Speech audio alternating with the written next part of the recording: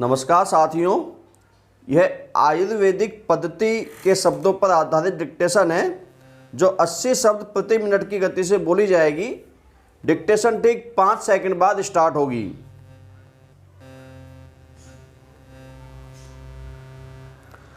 Start.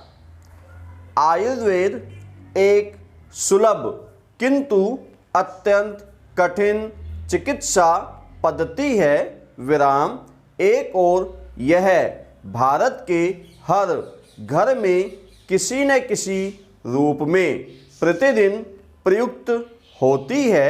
दूसरी ओर इसके समग्र विषयों को समझने में लगभग 1 दशक का गहन अध्ययन आवश्यक है। विराम। इससे भी आगे आयुर्वेद पर निरंतर हो रही शोध को समझते रहने हेतु वैद्यों को भारी व्यक्तिगत निवेश जीवन भर करना पड़ता है। विराम। आयुर्वेद को आगे बढ़ाने के लिए आयुर्वेदाचार्यों की शिक्षा एवं प्रशिक्षण, औषधियों के विविध आयाम, जनसामान्य के मानस पटल पर आयुर्वेद के प्रति विचार, औषधालयों की स्थापना एवं उनमें आधारभूत ढांचे की सुदृढ़ता, विधिक, वैधानिक एवं नीतिगत स्थिति आदि अनेक ऐसे विषय हैं जिन पर आयुर्वेद की लोकप्रियता निर्भर करती है। विराम। इन सब कारकों के बावजूद किसी भी चिकित्सा पद्धति में चिकित्सक की भूमिका सर्वोपरि है। विराम। इसके परिणाम स्वरूप उनका उत्तरदायित्व महत्वपूर्ण हो जाता है। विराम। परंतु यहाँ यह महत्वपूर्ण बात भी समझना आवश्यक है कि बात सिर्फ आयुर्वेदाचार्यों पर आकर नहीं रुक जाती। विराम। भारत में जन्मी विश्व की सबसे प्राचीन चिकित्सा पद्धति के संदर्भ में अब यह कहा जाने लगा है कि विश्व में अब आयुर्वेद के पुनर्स्थापन का समय आ गया है। विराम। जनमानस में आयुर्वेद को पुनर्प्रतिष्ठापित करने में आयुर्वेदाचार्यों को प्रमुख भूमिका निभानी होगी, किंतु केवल यही पर्याप्त नहीं है। विराम। पैरा। आयुर्वेद की प्रतिष्ठा को पुनः घर घर में स्थापित करने के संदर्भ में यह स्पष्ट रूप से समझना आवश्यक है कि चिकित्सक की भूमिका सर्वोपरि होते हुए भी समाज और सरकार के विविध आयामों और अंगों की भूमिका को कमतर नहीं आंका जा सकता। विराम। इस विषय पर हमें दीर्घकालिक और वृहद विश्लेषण की आवश्यकता है। विराम।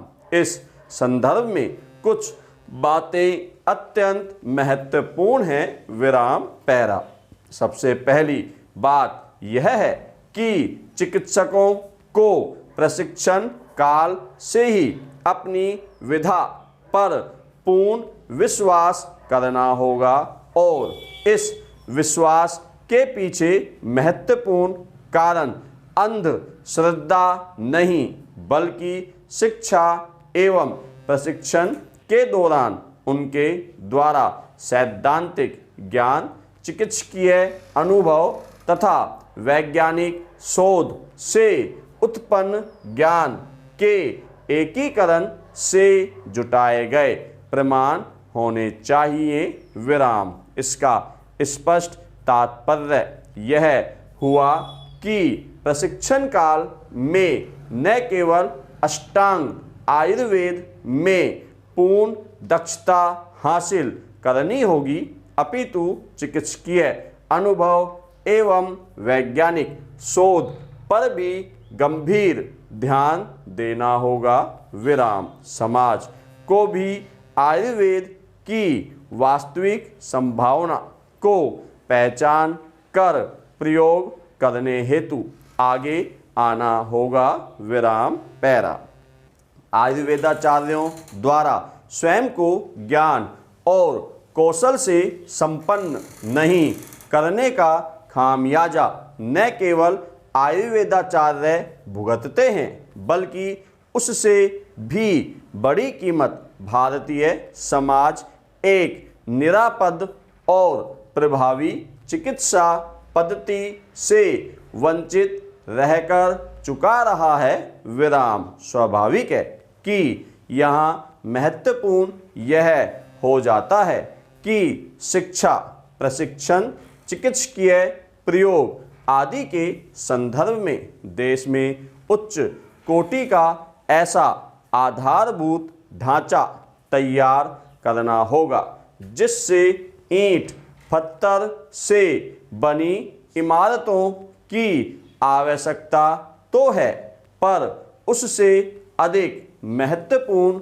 आवश्यकता उन दिग्गज आयुर्वेदाचार्यों की है जिन्हें विभिन्न विषयों के प्रशिक्षण एवं शिक्षण की जिम्मेदारी दी जाएगी। विराम। आज आयुर्वेद में उच्च कोटि के संकाय सदस्यों की गंभीर कमी है। विराम। इस पर ध्यान देकर समग्र समाधान किए बिना आयुर्वेद का विकास नहीं हो सकता।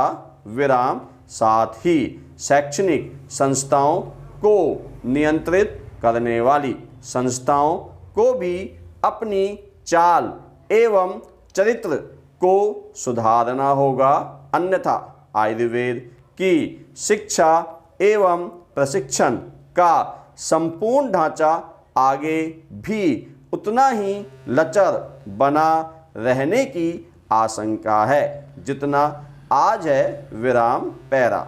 दूसरी बात यह है कि आयुर्वेद चिकित्सकों को आयुर्वेद की सर्वांगीण चिकित्सा पर ध्यान देना होगा।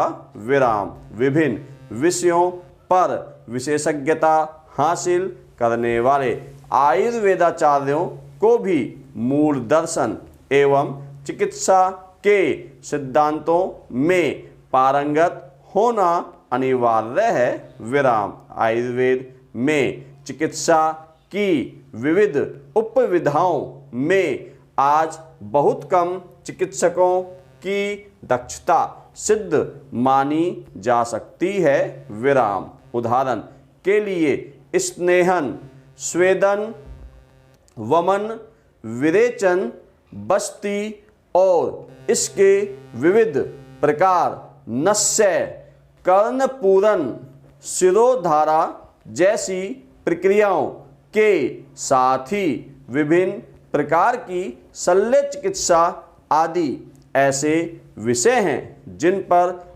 आयुर्वेदाचार्यों को पारंगत कराना तो दूर, इन पर सैद्धांतिक जानकारी भी पूर्ण रूपेण उपलब्ध नहीं करवाई जाती है। विराम। यह अत्यंत चिंताजनक स्थिति है। विराम।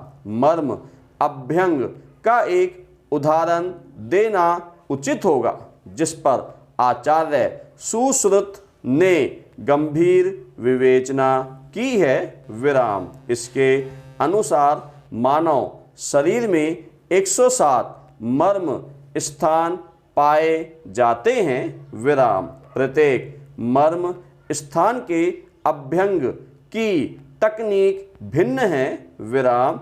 आयुर्वेदाचार्यों को इन्हें समझना एवं चिकित्सकीय कार्य करते समय ध्यान रखना आवश्यक है। विराम। परंतु यह सब तभी संभव होगा जब आयुर्वेदाचार्य स्वयं प्रेरित होकर जीवन भर सीखते रहने की लालसा का त्याग न कर चुके हों विराम। वरिष्ठ आयुर्वेदाचार्यों जिन्हें आयुर्वेद के गूढ़ विषयों का गंभीर ज्ञान है, उनके कंधों में इस ज्ञान को अगली पीढ़ी को देने का उत्तरदायित्व भी उतना ही बड़ा है विराम। अन्यथा ज्ञान और कौशल के विलुप्त हो जाने की आशंका निर्मूल नहीं है विराम।